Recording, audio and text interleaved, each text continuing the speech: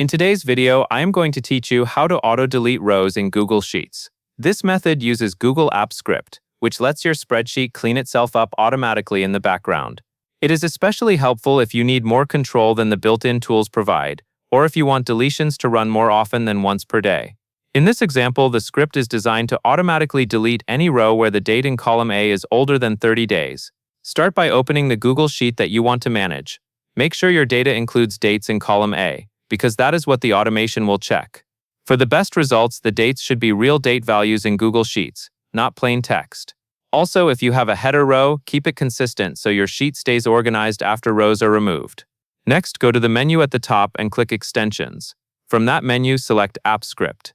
This will open a new tab with the App Script editor connected to your spreadsheet. This is where the automation lives, and where you will run it for the first time. Once you are in App Script, look near the top where you can choose a function to run. Click the function drop-down. In the search field, type highlight. This helps you quickly find the correct function without scrolling through a long list. When you see highlight appear in the list, click it to select it. Selecting the correct function is important, because App Script will only run the function that is currently chosen in that drop-down. Now click Run.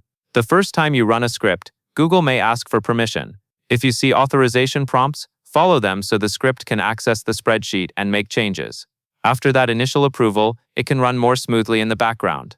When the function runs, it will process your sheet based on the script logic, identifying rows where the date in column A is older than 30 days and deleting those rows. Give it a moment to finish, especially if you have a large data set. That covers everything you need to know.